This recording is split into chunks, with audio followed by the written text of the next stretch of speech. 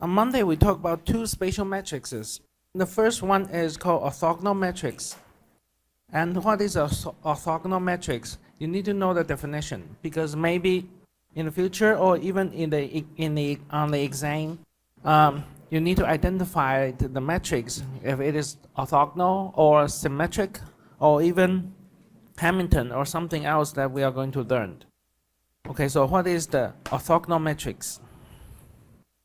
Orthogonal matrix, that means the transpose of your matrix is equal to your inverse of your matrix. Then it is orthogonal. Okay, it is called the orthogonal matrix. For the symmetric matrix, symmetric matrix that is the transpose of your matrix is the same as your original matrix. And you can see that the off diagonal elements, they cannot just be, they don't have to be the real number. It could be like a pi or even a complex number. But for the real symmetric matrix, the eigenvalue will be real, and we prove this. Next, a real matrix A. Real matrix means that the elements in that matrix are all real numbers. We say that this matrix is orthogonal. Well, I think I should put this theory before the symmetric one. Okay, this real matrix is orthogonal if and only if the row vectors of the matrix A are orthonormal. Or similarly, the column vectors of the matrix A are also orthonormal. What does that mean, orthonormal? Your magnitude is 1. Let's prove that. We see the case for the row vector, and you can do the same thing to prove for the column vector. Okay, for the row vector,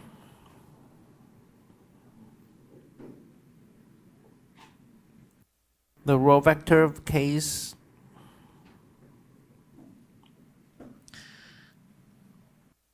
what is orthogonal matrix?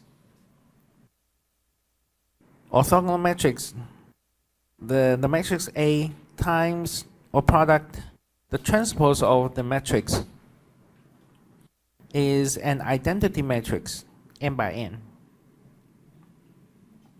So A is n by n. So think about this matrix A and matrix transpose. So this is A and this is A transpose. What does transpose mean? The row becomes the column. Okay, this first row will switch to the first column. Second row becomes the second column. So I have the ith row, and also I have a j column. For those two vectors, let's see the ij element.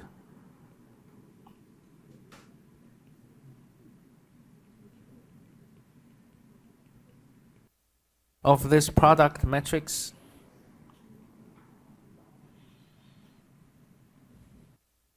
Finally, you will still get n by n, right?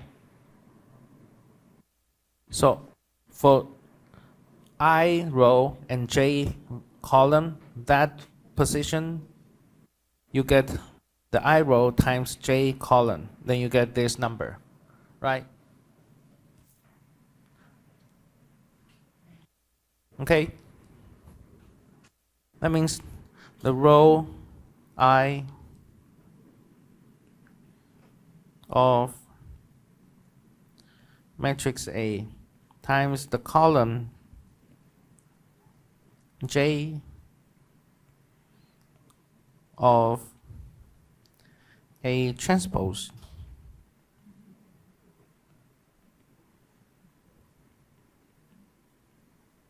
You can think about that column J of the A transpose. This is J row, right, in our original matrix, right? Because I do the transpose, then I go to the J column. But if you do the transpose again, actually it is in the J row, the Jth row, right? So that means this is the row I of A times row J of matrix A. So the answer is either 0 or 1.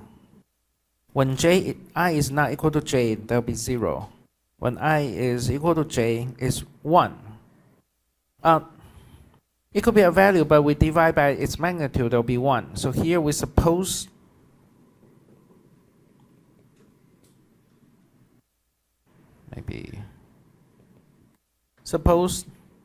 the rows of A are orthonormal.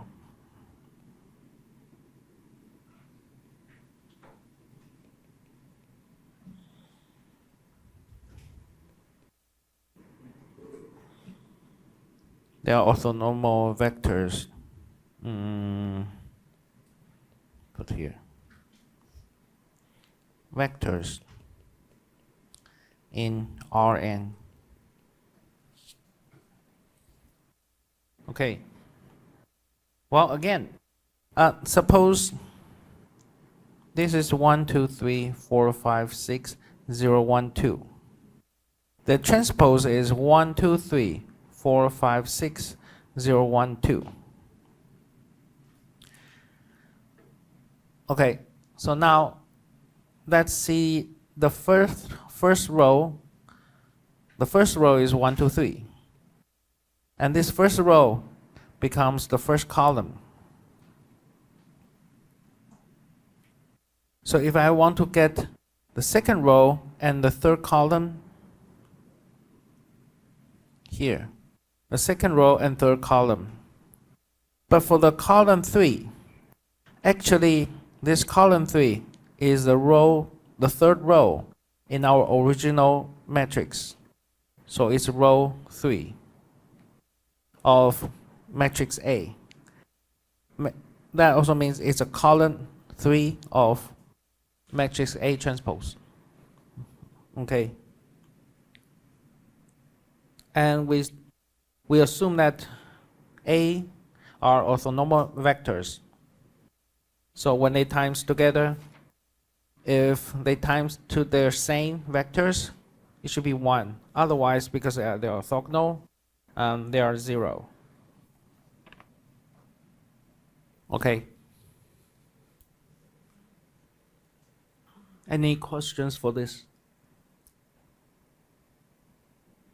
Again, that if we say that A is orthogonal, to determine if A is orthogonal or not, then we can check their row vectors or their column vectors. For their row vectors of this matrix, they should be orthonormal. Orthonormal means that their product with itself should be 1. And for different vectors, when they do the inner product or the dot product, then it should be 0 because they are orthogonal. For the symmetric matrix, and it is a real symmetric matrix A, the eigenvectors with the distinct eigenvalues are orthogonal. So with the different eigenvalues with corresponding eigenvectors, they are, well, those eigenvectors are orthogonal. Let's prove this. Well, if you study linear algebra, you will see that there are so many theories, and also you need to prove that. So the best way to nail it is think deeply and try to think how to prove. So if A is a symmetric matrix and we have distinct eigenvalues, let's have lambda as an eigenvalue.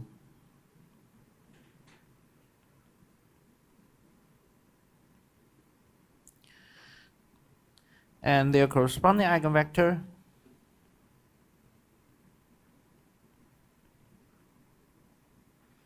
E, with eigenvector E1, E2 to En.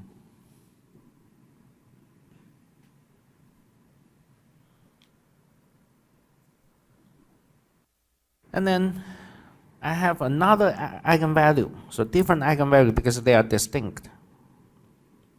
Say mu. Mu is a different eigenvalue.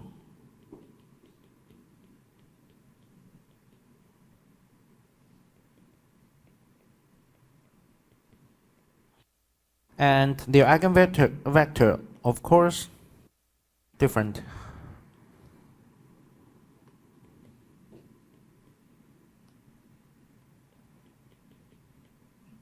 Say G. This vector G, G1, G2, 2, Gn.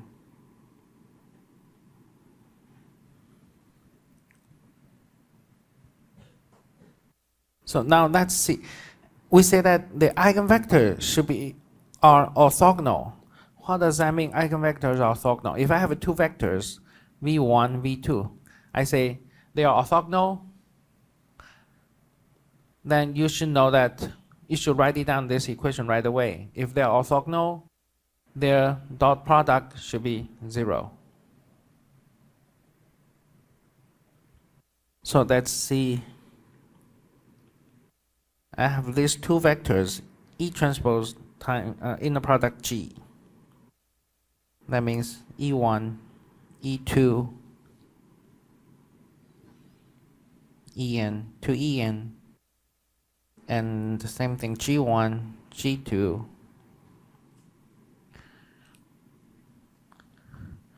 to Gn. That gives you E1, G1 plus E2, G2 plus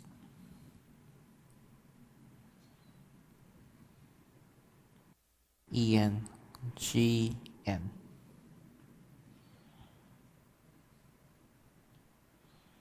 Is that 0 or not 0? Let's verify it. So to check if this inner product 0 or not 0, let's recall the eigenvalue eigenvector. Since lambda and mu are the eigenvalues and vector E and G are eigenvectors, so A E equals lambda E.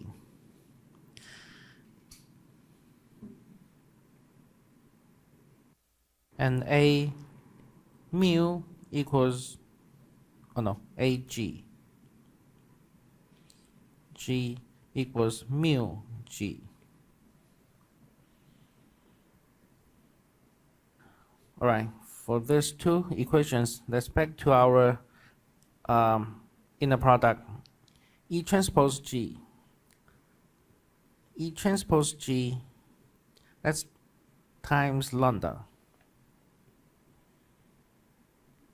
So if I times lambda, that means lambda E transpose G. Right? Because lambda is a value, a scalar. So I can times the vector first. Well, what is E transpose? E transpose is this one, right? Then lambda times E transpose, I times lambda. So here I have a lambda, lambda, lambda. Okay. Then lambda times E, lambda times this vector E. That means lambda E1, lambda E2, to lambda En. And I do the transpose. The same thing. Here I also times lambda.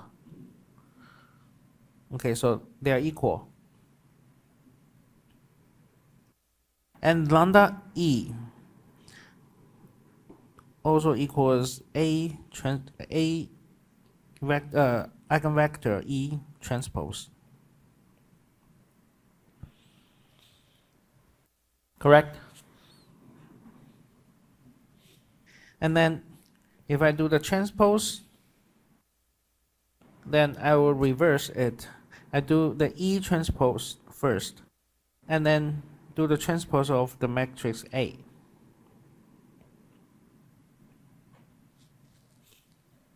Alright? Then, because we assume that A is a real symmetric matrix, so A transpose is equal to A.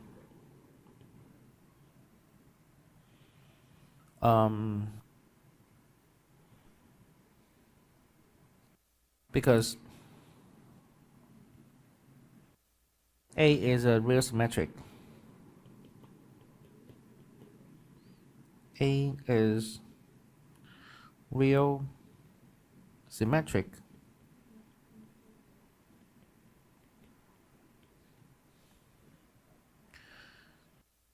And what is A product G? It's mu G. So it is E transpose mu G. And I can put mu outside. E transpose G. Alright.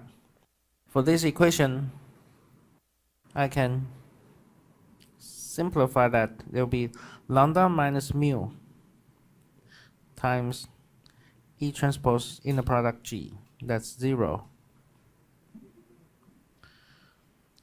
But we have already assumed that the lambda and mu are different. So they are different. They cannot be 0. Oh, they cannot be equal. So lambda minus mu cannot be 0.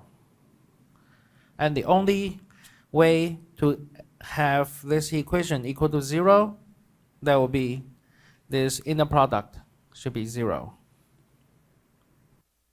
But lambda minus mu is not 0. That's our assumption. So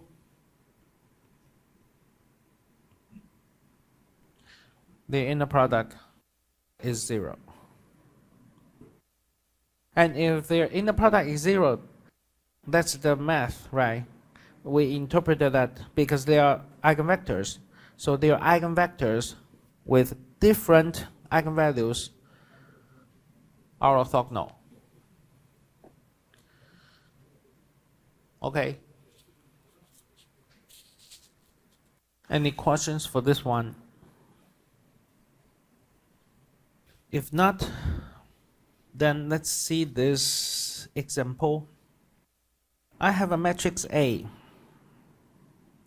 and I can find the eigenvalues.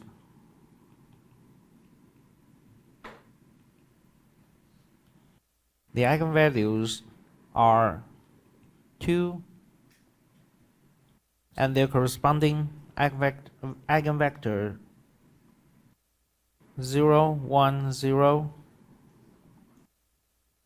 Well, how many eigenvalues do I have? For this example A, the matrix A, how many eigenvalues do I have? 0, 1, 2, 3, 4, 5, or 6? Too slow. You should get the answer immediately. You don't even need to find the eigenvalues, right? You need to predict and check how many eigenvalues will you get. If you have this matrix A, this matrix is 3 by 3. So how many eigenvalues should I expect to have? 3, right? And you should expect I have 3 eigenvalues. The next question will be that are those 3 eigenvalues are the same, are distinct, or maybe 2 are repeated, 1 is different, or they are complex conjugate, they are complex numbers, because that will affect you to find the eigenvector. Okay, but that will be the advanced step and concept that we will learn. But so far, at least when you see a matrix, you should know how many eigenvalues should I have. Okay, so 3. So I should expect I have 3 eigenvalues. So you can find eigenvalues at home, and I tell you that the eigenvalue is 2 and 1 and minus 1. For minus 1, my eigenvector is 1, 0, 2. And the last eigenvalue, 4. Their corresponding eigenvector, 2, 0, minus 1. You can also check these 3 eigenvectors, v1, v2, v3. They are mutually orthogonal.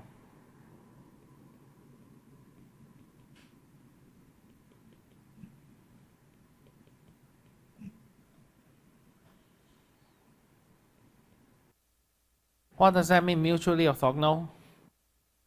v1 and v2 are orthogonal. v2 and v3 are orthogonal. v1 and v3 are orthogonal. And orthogonal means their inner product or dot product is 0. Okay? Remember that once I have these eigenvectors, then I can form a matrix P. Even though those 3 vectors are orthogonal, this P, if I form this P, that can diagonalize this A. 0, 1, 0, 1, 0, 2, and 2, 0, minus 1. This matrix can diagonalize matrix A, but this matrix P is not an orthogonal matrix.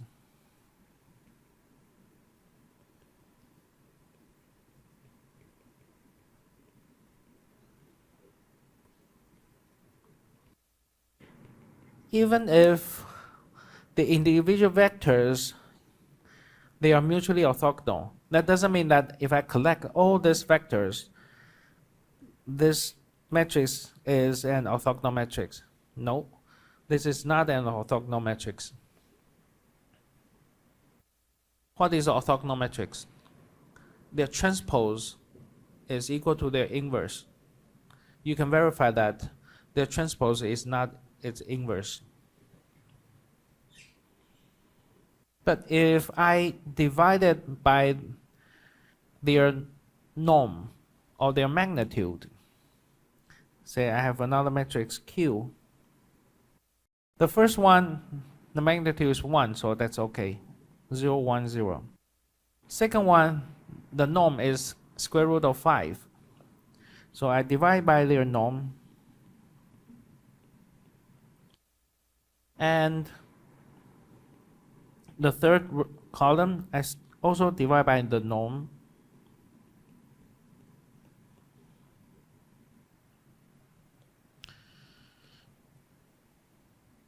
That means the eigenvector, I can also divide by square root of 5, right? Then I change my eigenvector. Still have the same eigenvalues. Then I form another matrix. This matrix also diagonalizes A. And this matrix is an orthogonal matrix.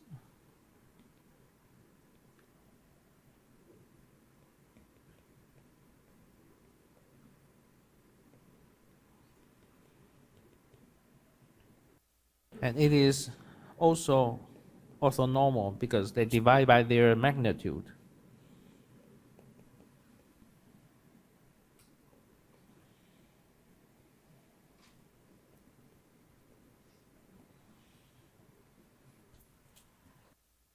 Remember that we can form a matrix that diagonalizes A, but that matrix is not unique because that matrix is consisted by your eigenvectors. But your eigenvectors, you can multiply a scalar for your eigenvector. That is still an eigenvector. So you can have so many matrices that diagonalize A. But those matrices are not necessarily an orthogonal matrix. But your matrix, if you divide by the norm, you normalize it, then that matrix can both diagonalize A and become an orthogonal matrix. So maybe that I may ask you to please find an orthogonal matrix that diagonalizes A. You can find this, but this is not your final answer. This matrix can diagonalize A, that's okay, but it is not an orthogonal matrix. So you need one more step, okay, to normalize it by dividing their norm. Okay? So now let's see this theory. Orthogonal diagonalization. A is a real symmetric matrix. Then if A is a real symmetric matrix, then I can find or there exists an orthogonal matrix that diagonalizes A. Like this is a real symmetric matrix, right? Then there exists an orthogonal matrix, this one, diagonalizes A. But I can still have many other matrices that diagonalize A, okay? So a real symmetric matrix can always be diagonalized by an orthogonal matrix, which means that if you see that there's a matrix, it is real symmetric, then it can be diagonalized. And you can find an orthogonal matrix that diagonalizes A, that real symmetric matrix. For example, this A, well, again, then for this matrix A, how many eigenvalues should you have? 3, right? Because this is a 3 by 3 matrix. So again, that your homework, you can find your eigenvalues. But here I give you the eigenvalues are -1 and their corresponding eigenvector 1, 0, minus square root of 2. And the rest will be 2 and 2. Well, they are repeated. Then we need to check their eigenvectors when lambda equals 2. Then let's check A minus lambda I. This is 3 by 3 identity matrix. Times x should be 0. Vector. You can get x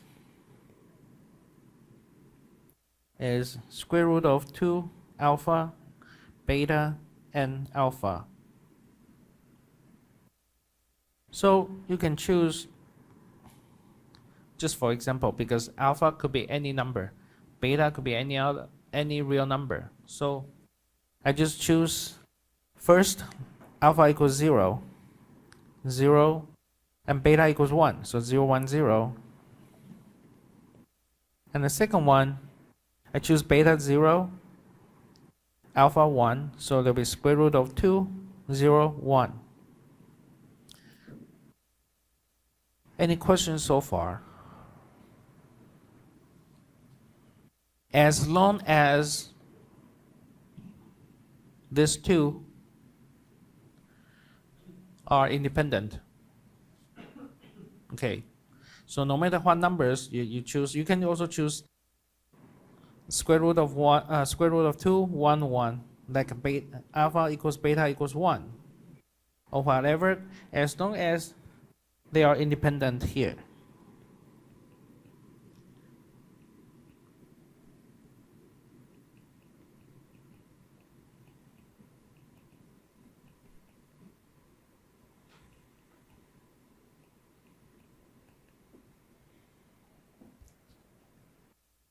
Then I have 3 vectors, so we can form a matrix that diagonalizes A.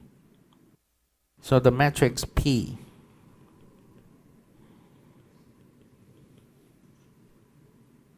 say 1, 0 minus square root of 2, 0, 1, 0, and square root of 2, 0, 1.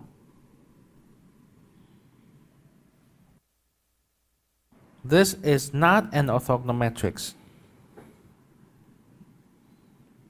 because the transpose is not the inverse, not an orthogonal matrix. But so what? Even though it is not an orthogonal matrix, it can still diagonalize as A. Okay. But the matrix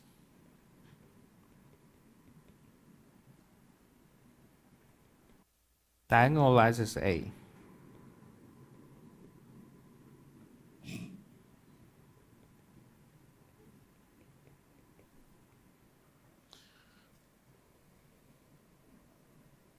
But if we really want to find an orthogonal matrix that diagonalizes A, then we need the orthonormal eigenvectors.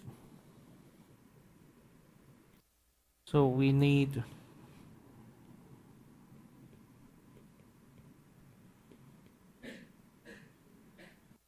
orthonormal eigenvectors.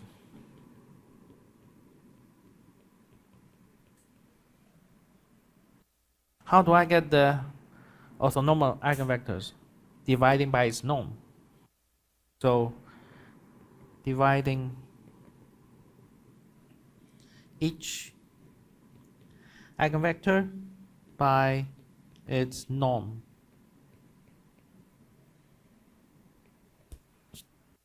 Then we have the first one. The norm is square root of 3. So 1 over square root of 3, 0, minus square root of 2 over 3. The second one, 0, 1, 0. Third one, the norm or the magnitude is square root of 3.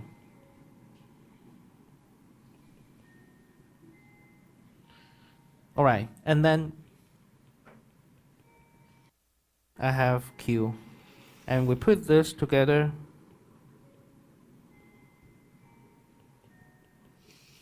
Zero, 1, 0, and square root of 2 over 3. This matrix is an orthogonal matrix.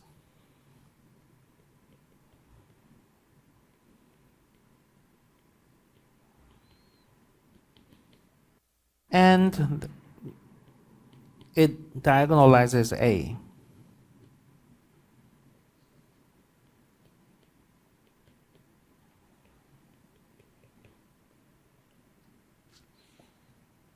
And you can have the Q transpose A, Q will be what? You diagonalize as A, and their diagonal matrix, the diagonal element will be the eigenvalues.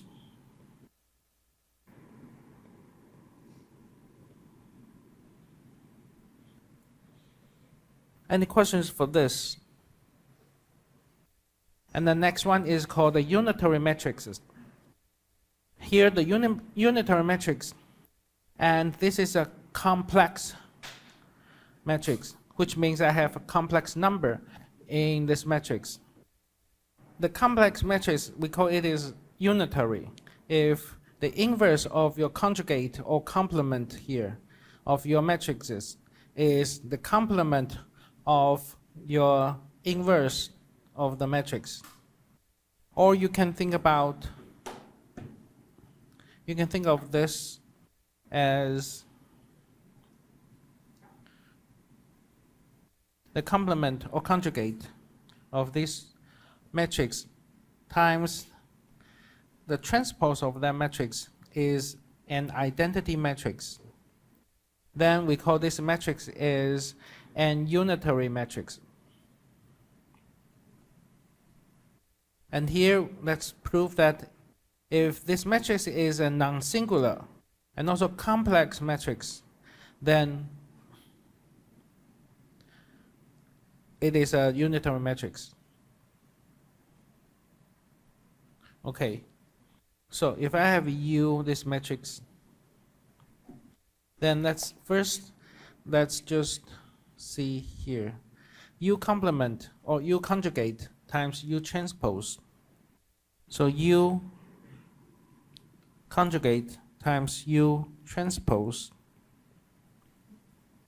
What is conjugate?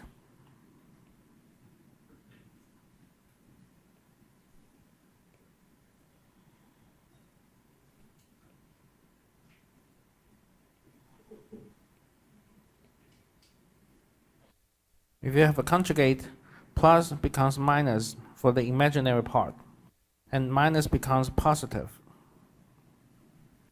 And then times U transpose. So here's the transpose. The column becomes a row. Second column becomes second row. And you do this product, you will see this is the identity matrix 2 by 2. You can also think about I have an n by n matrix, identity matrix. For identity matrix, if I take, since it is identity matrix, there's no complex numbers inside.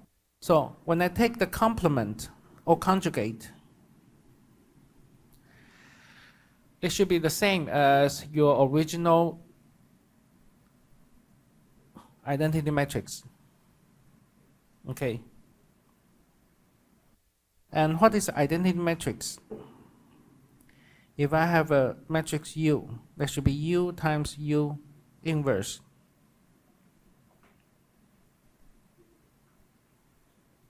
And then take the conjugate separately.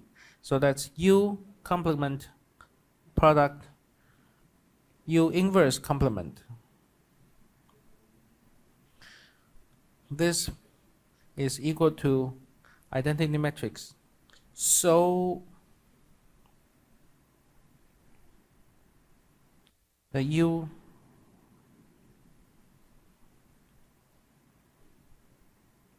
inverse will be complement of U inverse. Okay,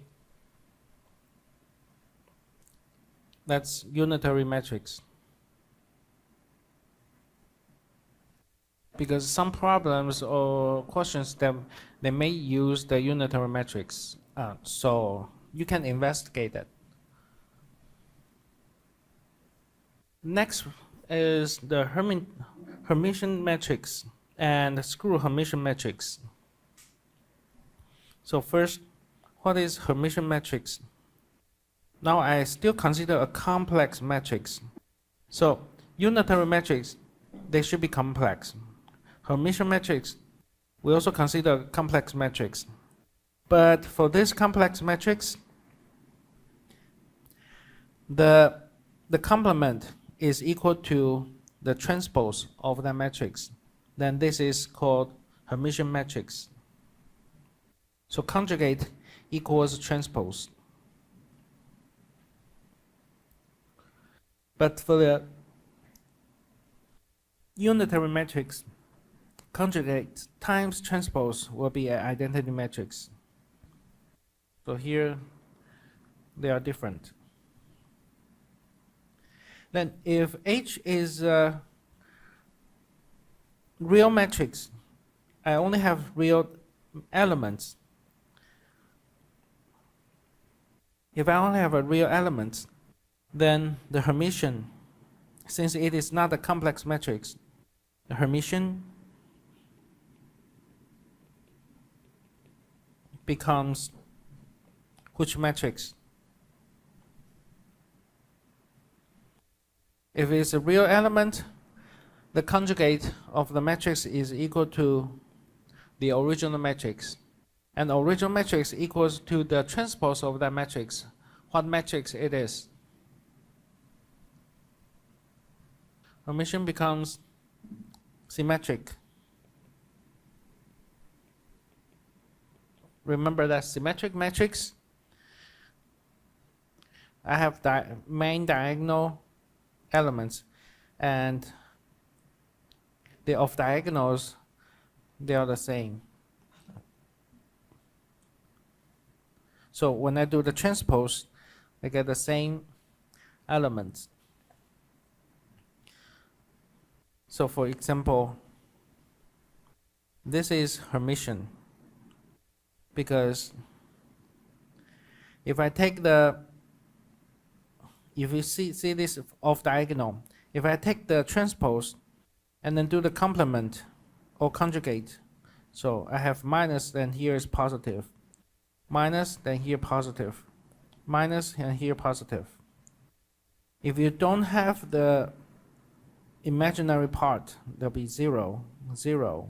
Here, no imaginary part. Then you can see this is a symmetric matrix, right? Okay. The other one is called Skew-Hermitian matrix.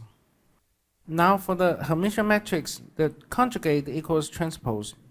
For Hermitian, conjugate equals minus transpose. So, for example, if I have this matrix,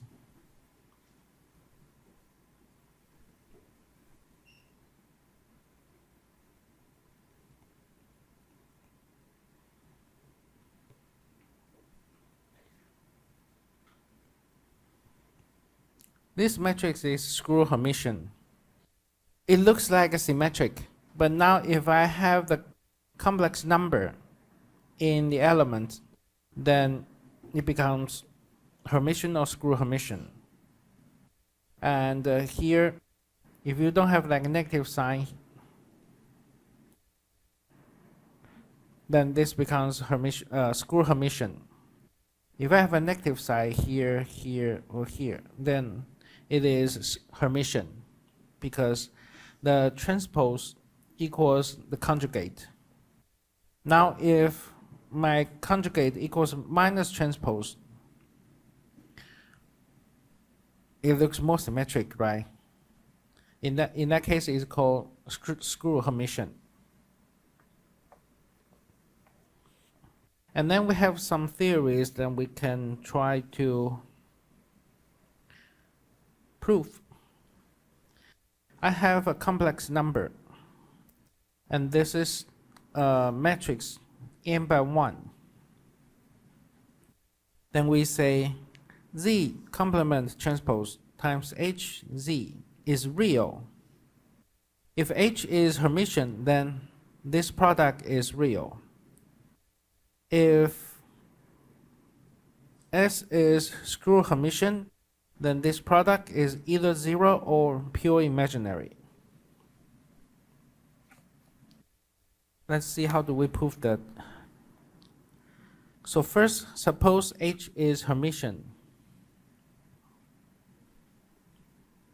So that the matrix H be Hermitian.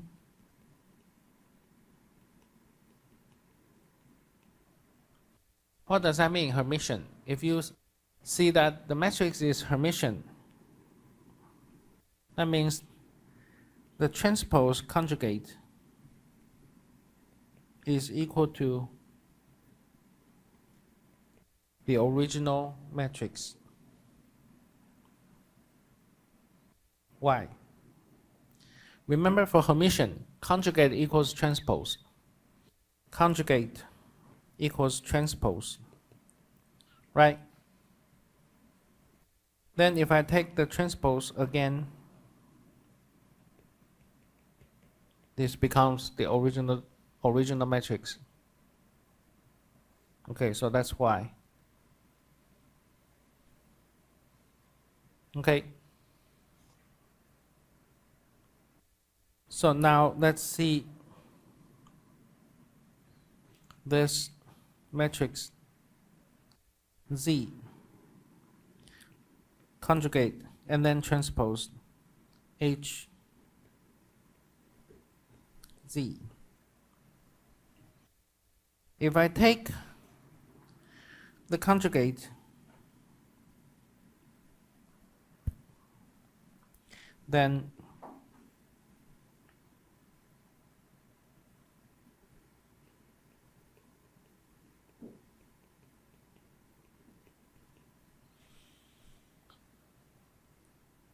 I can conjugate the matrix separately.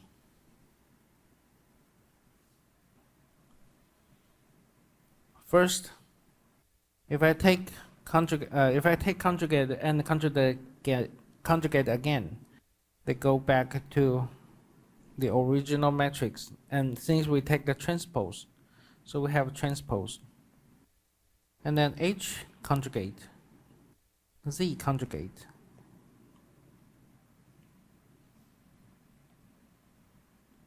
And for this product,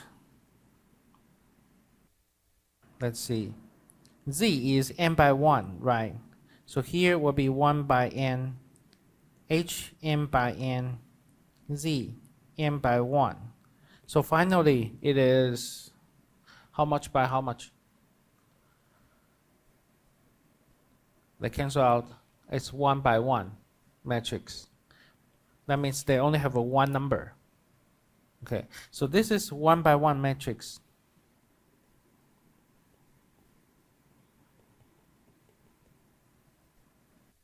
So if it is 1 by 1 matrix, say 5, then 5 transpose is still 5 because it's just one element.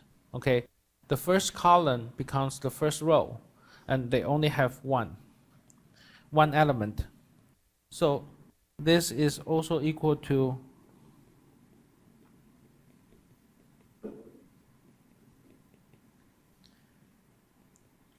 the matrix transpose. And then if I take the transpose, first I'll take the Z complement transpose, then H, and then Z transpose, then transpose. So Z transpose and H complement transpose, Z transpose and then transpose.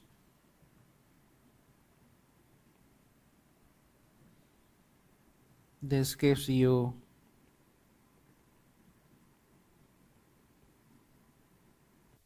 and since we say H is Hermitian, so H complement then transpose equals H.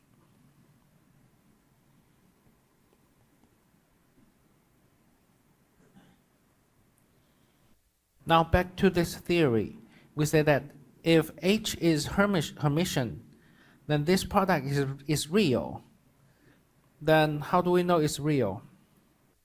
5 conjugate is 5. Right. So because it is a real number, when you take the conjugate, it doesn't matter. Unless you have complex number, then your conjugate will be 5 minus J3. But since it is a real number, so when I take the conjugate, it's still the same. So here, you see, this is same as here. So this is a real. Then we prove that because we also assume that H is a Hermitian. So when H is Hermitian, then this product is real. All right. Any questions for this?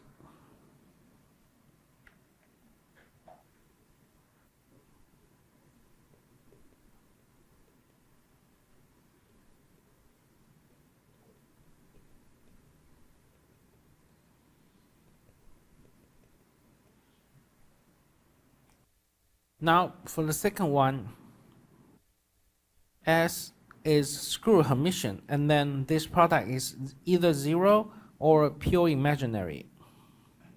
So we still that the S is Skew-Hermitian, and since S this matrix is Skew-Hermitian, then the transpose of the conjugate will be the negative of your original matrix. Because here S conjugate equals minus S transpose. If I take the transpose, here I take the transpose,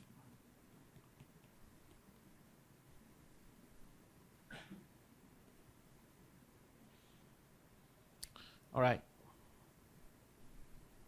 So from here, then you take the transpose, and you get this part. So now we need to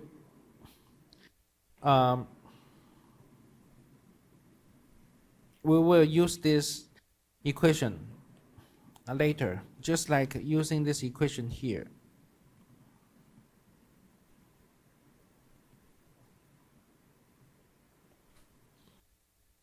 Okay. So now let's take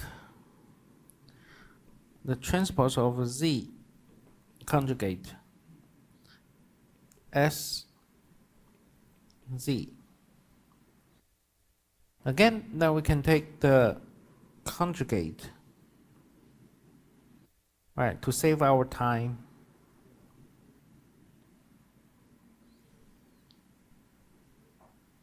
You do the same thing, and you will still get 1 by 1 matrix, and then this is equal to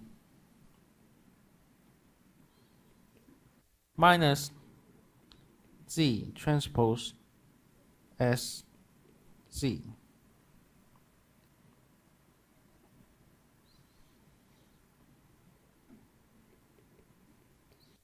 Let's have the equation start. Now, then we assume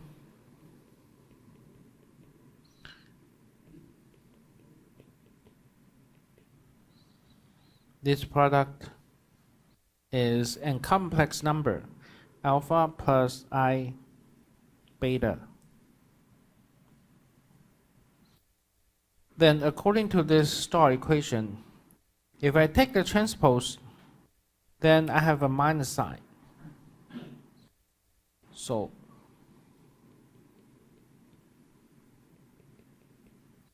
this equation becomes, the left hand side is alpha minus I beta, because I take the transpose. The right hand side I have a minus sign here, so minus alpha minus I beta. So here, alpha is equal to minus alpha. Then we have to have alpha equals 0. And this product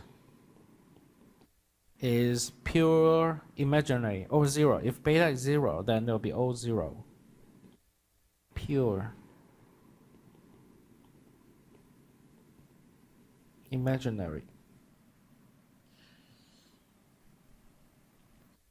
All right, any questions for this? For this first hour of this class, we have so many theories, and then we need to prove that. So you need to have you really have to have a clear mind, follow the steps. If not, then you just watch the video again. Okay. All right, next one. The eigenvalues of a unitary matrix have absolute value 1. So the eigenvalue will be 1 for unitary matrix. Then we need to use the properties of the unitary matrix. So first, let's have U as a unitary matrix.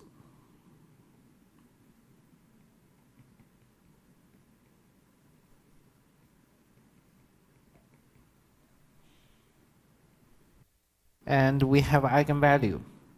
So if lambda is an eigenvalue,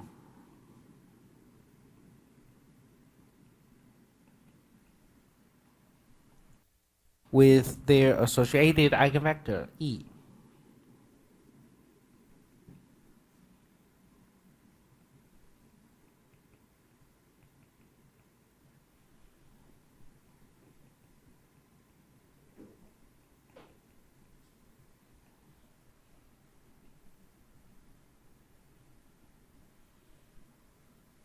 then since E is an eigenvector, so we know the matrix times the eigenvector will be the eigenvalue times the eigenvector. Right? So far so good. And then I'm going to take the conjugate.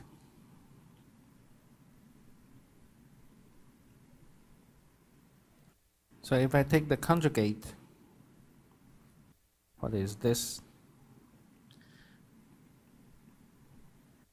I also have conjugate lambda and conjugate the eigenvector.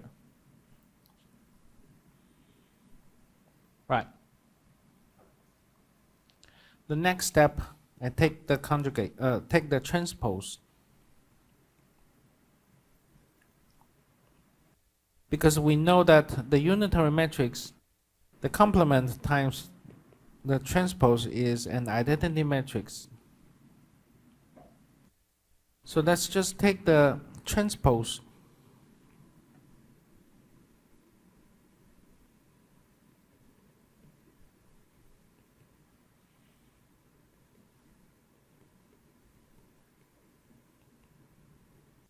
From both sides.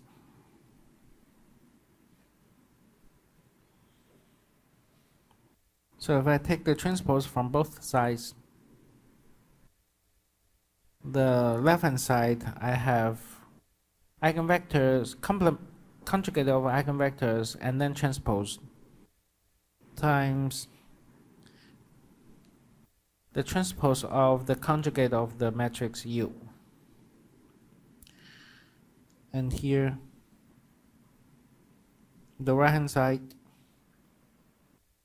lambda conjugate and the conjugate of eigenvectors with the transpose. Now we need to use the property of the unitary matrix.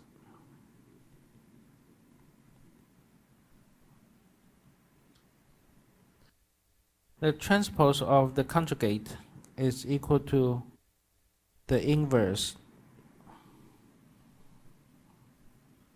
Okay, so here when you will change to U inverse.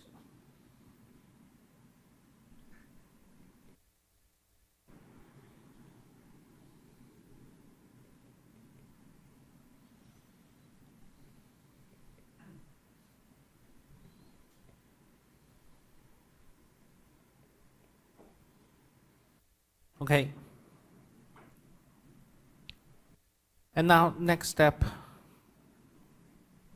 I will multiply something on both sides.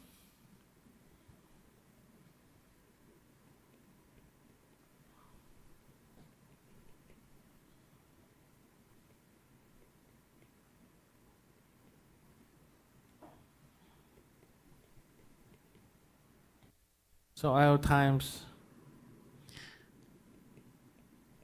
the product of the matrix and the eigenvector.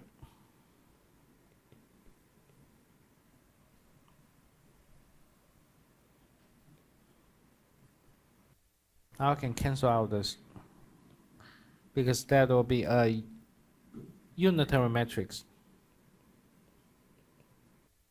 So the transpose of the conjugate of the eigenvector times the eigenvector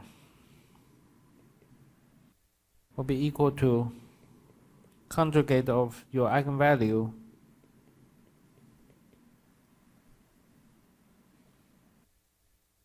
and this one we can use the eigenvalue eigenvector.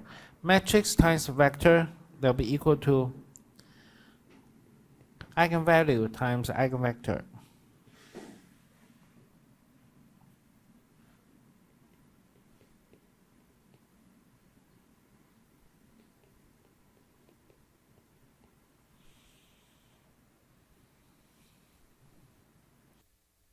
And for this eigenvectors, kind of like finding the norm of your eigenvectors. This part is non-zero.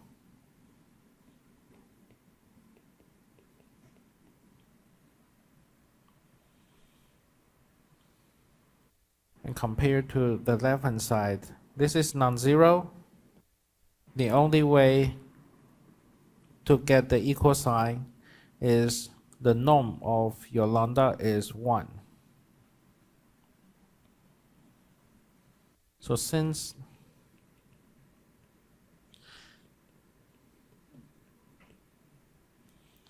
this inner product is non-zero,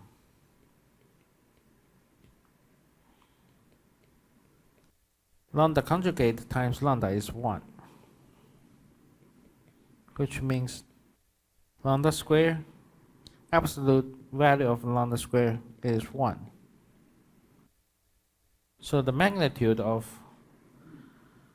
lambda is absolute value 1.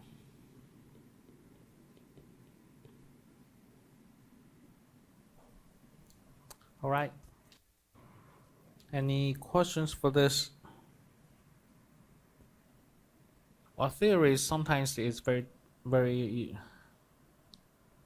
not easy and a little bit boring, but to prove the theory that can develop your logical thinking. Okay, so make sure that you can also prove those theories by yourself at home. If you can't, then you can see this result, this process. How can I prove? If you don't have any questions, then next theory, the eigenvalues of Hermitian matrix are real. Remember what is Hermitian matrix? The conjugate of the matrix is equal to the transpose of the matrix. And then the eigenvalues here, they say the eigenvalues are real. So we can let lambda be an eigenvalue.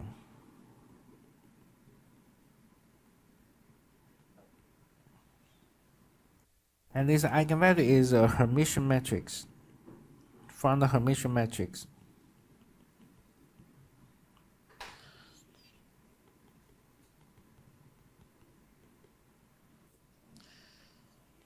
And also E, the vector E, is the corresponding eigenvector.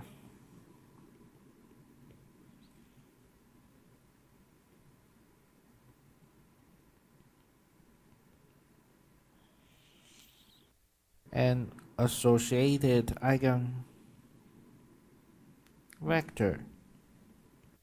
Now how do we prove that this lambda is real? First, since lambda and E are eigenvalues, eigenvectors, so the matrix H times eigenvector equals eigenvalue times eigenvector.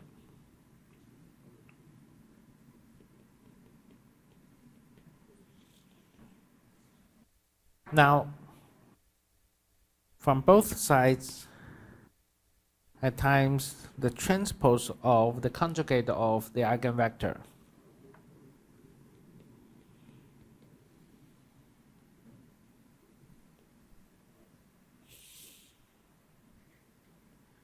Then your lambda.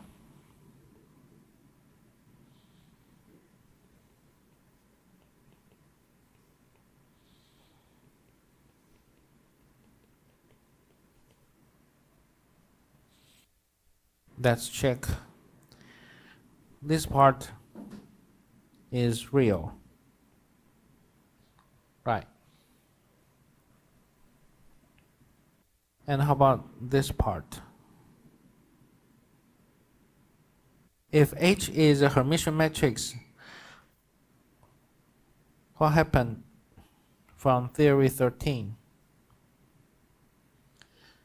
Then this product is real.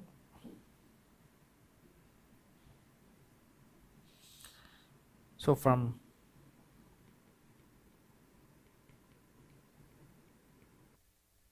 theory 13, it is real.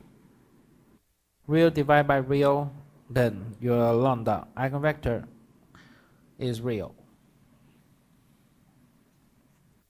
And similarly, the eigenvalues of a Skew-Hermitian matrix are either zero or pure imaginary. You can try to prove this similarly, okay? Maybe 2-3 lines, then you can find it. And let me give you 2 minutes. Try to prove that why eigenvalues of a Skew-Hermitian matrix are zero or pure imaginary. First, you also need to let, since it is an eigenvalue, you let lambda be the eigenvalue of the Skew-Hermitian matrix, and also their associated eigenvector E. Then how do you find it is zero or pure imaginary? So you also need to let, maybe I can copy and paste, and this time it's not a Hermitian matrix, it's a Skew-Hermitian.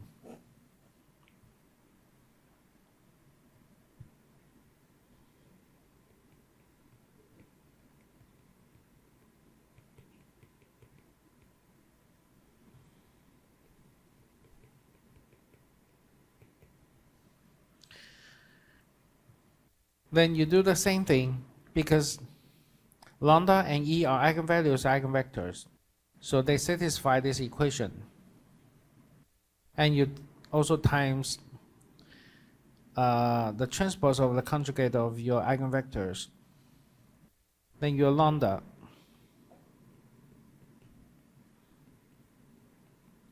transpose your conjugate eigenvector SE.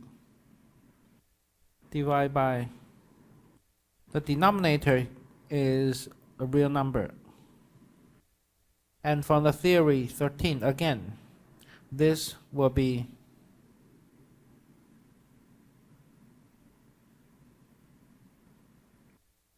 zero or pure imaginary.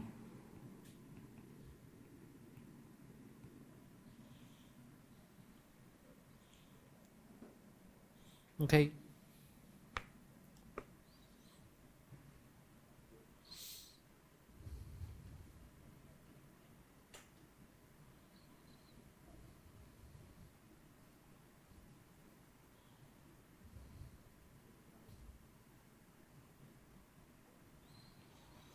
So now let's see here.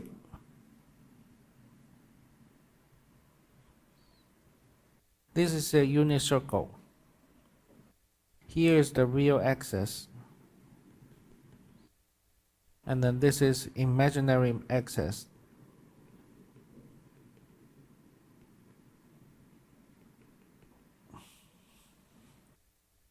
And this unit circle, this part is unitary because the eigenvalues have magnitude 1. And so for this circle, the magnitude is 1 because eigenvalue have magnitude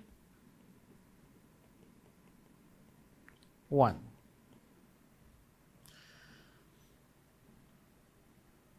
And for the real axis, this eigenvalue is real. Hermitian, this is Hermitian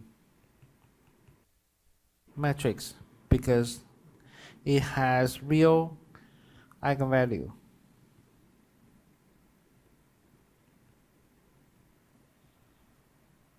For this green one in the imaginary axis, this is the Skew-Hermitian because the eigenvalues are pure imaginaries or 0. Pure imaginary eigenvalues.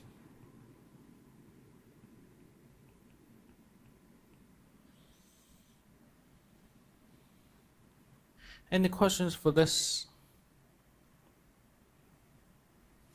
The last concept is quadratic forms. Again, when will you use quadratic forms? Well, you can investigate that. There are so many questions that they need the quadratic forms, or find the principal diagonal analysis. So here we just know what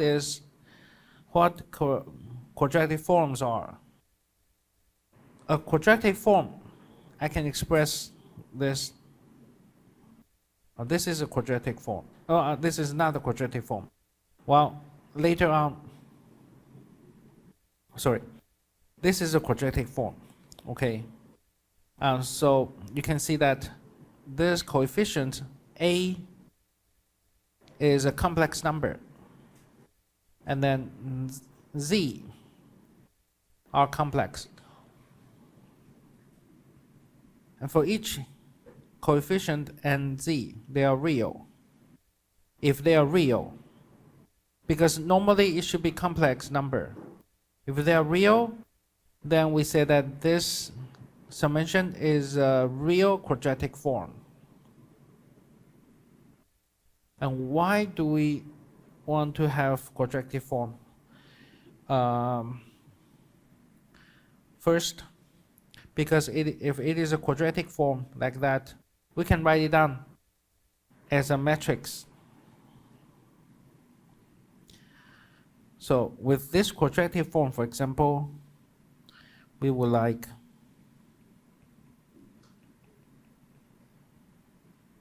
to write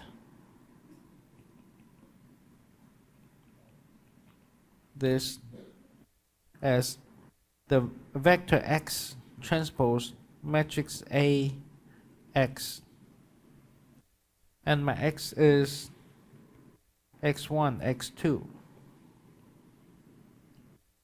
and the matrix A is, if it is quadratic form, 2, 9, and your minus 7, they'll divide by 2, and then put it on the off diagonal element.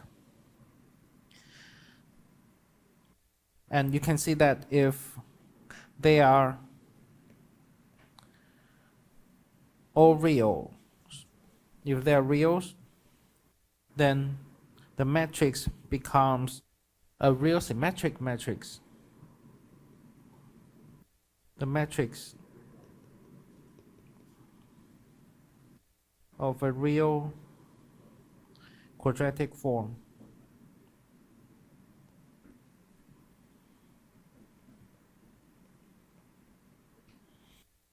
is a real symmetric matrix.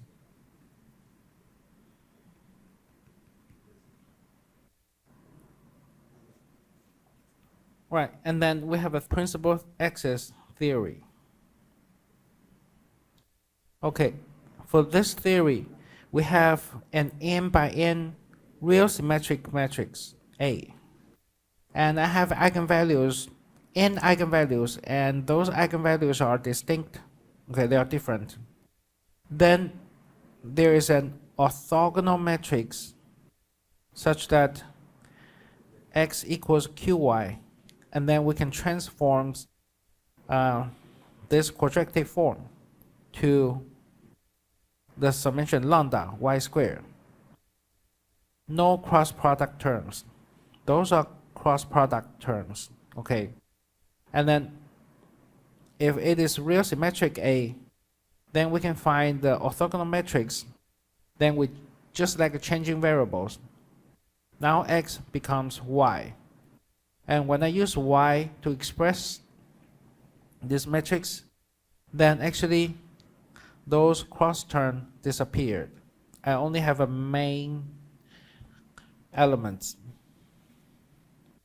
Let's see what it says. For this part, for the quadratic form,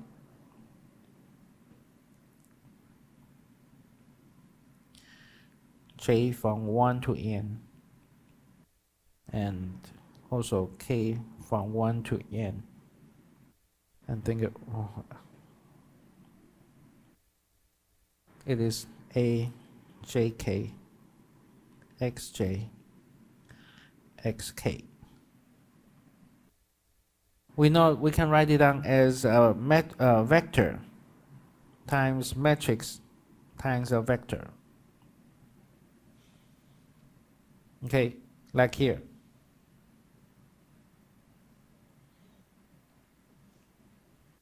Now I just changing variable. Okay, change the variable. We have Q. This is a matrix. It's an orthogonal matrix. Y vector.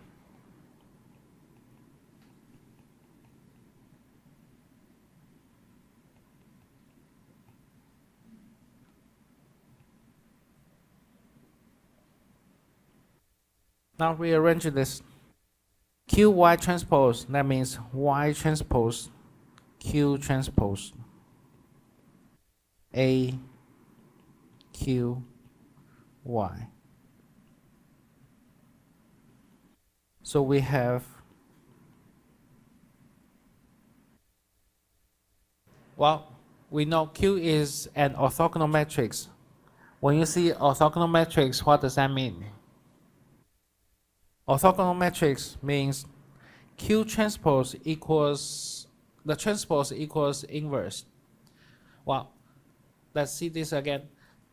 Orthogonal matrix That means transpose equals inverse. Hermitian matrix means conjugate equals transpose. So here I can change that to Q inverse A Q Y.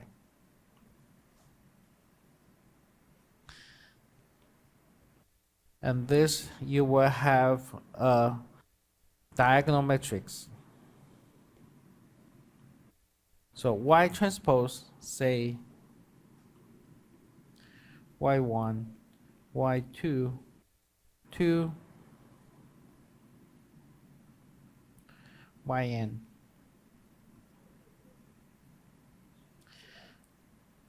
And for this part,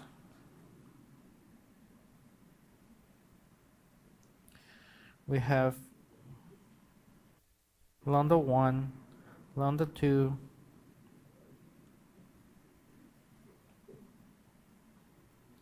to lambda n,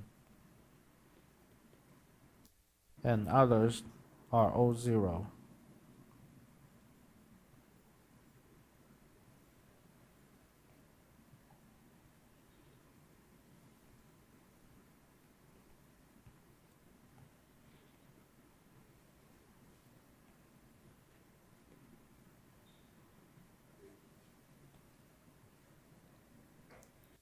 And if you do the multiplication, you'll see this is lambda 1 y1 squared plus lambda 2 y2 squared plus lambda 3 y3 squared until lambda n yn squared.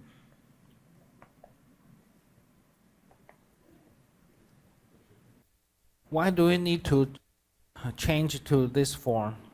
I only have values the main diagonal elements, and here will be O0. Well, you can find some questions or problems. They may use these quadratic forms to simplify their process. But the overall goal is that to find the answer, and maybe they use the quadratic form to find the answer easier. So here's the note.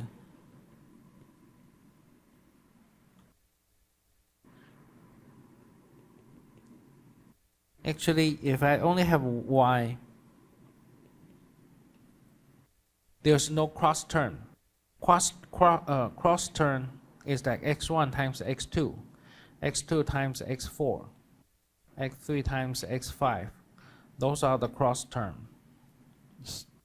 So this one is the standard form.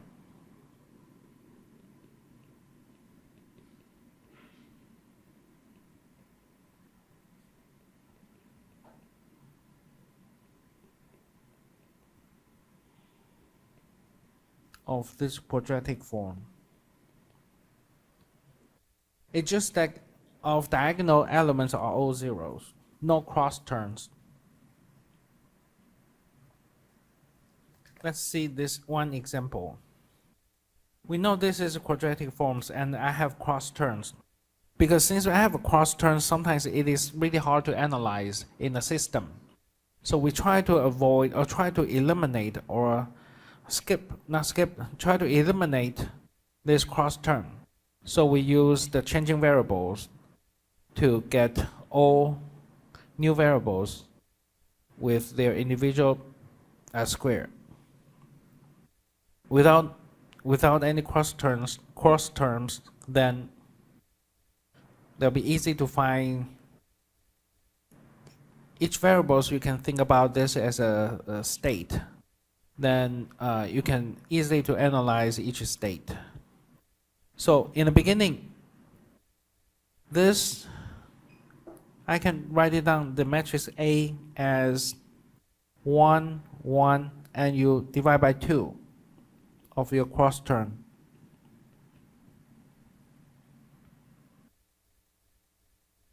Then I can find a orthogonal matrix to to rewrite is quadratic form. And how do I find the orthogonal matrix? First, eigenvalue. I need to find the eigenvalues. Lambda 1 is minus 5 over 2. And in this case, you can find the eigenvector 1, 1. Lambda 2, 9 over 2.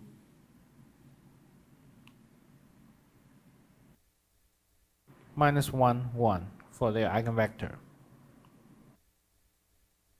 Remember the difference between the orthogonal matrix and the matrix that can orthogonize the matrix A. Okay, so for the orthogonal matrix, the transpose is equal to the inverse. If I just write it down, this matrix, let's review that. This matrix can diagonalize A. And then when you diagonalize A, you'll get minus 5 over 2, 9 over 2. But this matrix is not an orthogonal matrix because the inverse is not the transpose. So to get the orthogonal matrix, we need to divide by the norm. So if I divide by the norm, then I have a matrix Q. That'll be 1 over square root of 2, 1 over square root of 2, minus 1 over square root of 2, 1 over square root of 2. In this case, x equals qy. Then we just change the variables, which means x1 is equal to 1 over square root of 2, y1 minus y2. x2, 1 over square root of 2, y1 plus y2. And you'll get, here's your eigenvalue, right? Eigenvalue times first y1 square. The second one, eigenvalue times y2 square. Just the expression from this to here. Any questions for this topic?